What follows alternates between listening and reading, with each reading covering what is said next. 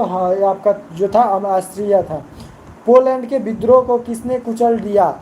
Poland के विद्रोह को किसने कुचल दिया? इसका आंसर दीजिए आप लोग। देख रहे हैं बहुत देरों से जो है आंसर नहीं आ रहा है। जो लोग आंसर नहीं दे पा रहे हैं वो लोग क्या करेंगे जी, चैनल को फटाफट से सब्सक्राइब करेंगे और आंसर कमेंट बॉक्स में लिखना शुरू करेंगे।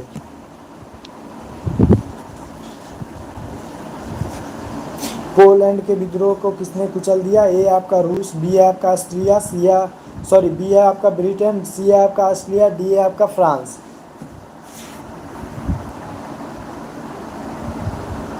तो पोलैंड के विद्रोह को रूस ने कुचल दिया था। ऑप्शन ए जो है हमने बोला है वो बिल्कुल सही आंसर है। मिथिला, यहाँ पे मिथिला बोल रही हैं my name is Monika Rajput. Monika Rajput बिल्कुल जी, बोलिए, याद हैं आप, बहुत दिनों बाद दिखी हैं। चलिए जी फटाफट से लाइक कर लेंगी। जो लोग लाइक नहीं किए हैं लाइक कर देंगे। चलिए जी, यहाँ पे 40 नंबर प्रश्न है। सन 1870 में फ्रांस और पर्सा के बीच युद्ध कहाँ हुआ था? आपका ऑप्शन है ए सेडोन। सर किस क्लास का है? किस क्लास का है? आप पुराने स्टूडेंट हो करके नहीं जानते, थंबनेल पर आपने देखा होगा क्लास 10th का है। शायद क्लास 10th नहीं लिखा होगा जी, लेकिन हम क्लास 10th का ही पढ़ाते हैं। नहीं लिखा होगा तो कोई बात नहीं है जी, लेकिन हम लोग जो क्लास 10th का ही देख रहे हैं। क्या चीज़ है? सोशल साइंस है। और सोशल साइंस में हम लोग क्या देख रहे हैं जी, यहाँ पे हिस्ट्री का क्वेश्चन हम लोग देख रहे हैं।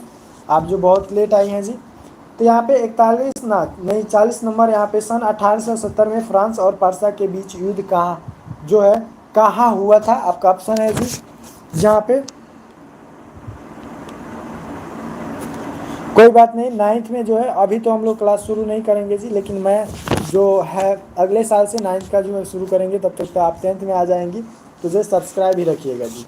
चलिए जी, यहाँ पे आपका ऑप्शन है ए सेडोन, बी आप हाँ जी, बी है आपका सेडेवा, सी है आपका साइडाइन, डी है आपका फ्रैंकफर्ट। बतलाएंगे इसका आंसर क्या हो जाएगा जी? सन 1870 में फ्रांस और पर्सा के बीच युद्ध कहाँ हुआ था जी? इसका करेक्ट आंसर क्या होगा? तो सेडोन में हुआ था जी। सेडोन इसका बिल्कुल करेक्ट आंसर हो जाएगा ए। चलिए जी 41 नंबर, किस देश के बाद जर्मनी का एकीकरण पूरा हुआ? किस युद्ध के बाद जर्मनी का एकीकरण पूरा हुआ?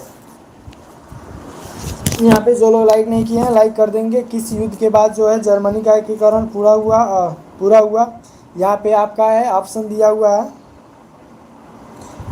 क्रीमिया का युद्ध, बी है आपका सेडोवा का युद्ध, सी है आपका पर्सा डेनमार्क युद्ध, या आपका डी है सेडान का युद्ध। इसका सही आंसर क्या हो जाएगा 41 का जी? फटाफट से बतलाएंगे। किस युद्ध के बाद जर्मनी का एकीकरण जो है संभव हुआ, यानी कि पूरा हुआ जी? तो था आपका सेडोन का युद्ध जब हुआ, तो उस समय जो है जर्मनी का एकीकरण जो है पूरा हुआ। चलिए जी, यंग यूरोप का संस्थापक कौन था? यंग यूरोप के संस्थापक कौन था? बतलाएंगे आप लोग फटाफट से। 42 का क्या हो जाएगा? आपका ऑप्शन है ए मेजिनी, बी है आपका गैरीबाल्टी, सी है आपका विक्टर एमुनेल, डी है आपका मुसोलिनी। फटाफट से इसका आंसर देंगे जी, क्या हो जाएगा? यूरोप का संस्थापक कौन था? यंग यूरोप का संस्थापक कौन था जी? इसका बिल्कुल करेक्ट आंसर हो जाएगा जी, 42 का बिल्कुल करेक्ट आंसर हो जाएगा। मेजनी था जो यंग यूरोप का जो है संस्थापक था।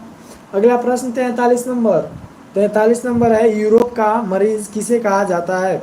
आपका ऑप्शन है ए तुर्की, बी है आपका इंग्लैंड, बी है आपका इटली, सी है आपका इंग्लैंड, डी है आपका फ्रांस। यूरोप का मरीज किसे कहा जाता है? अभी हमने ऑप्शन बोल दिया है। तो यूरोप का मरीज जो है वो तुर्की को कहा जाता है। ऑप्शन नंबर ए जो है बिल्कुल करेक्ट आंसर हो जाएगा। चलिए जी, वियना कांग्रेस कब हुआ था? वियना कांग्रेस कब हुआ था? ए आपका 1815, बी है आपका 1818, सी है आपका 1820 और डी है आपका 1848। वियना कांग्रेस का आंसर बोलेंगे जी।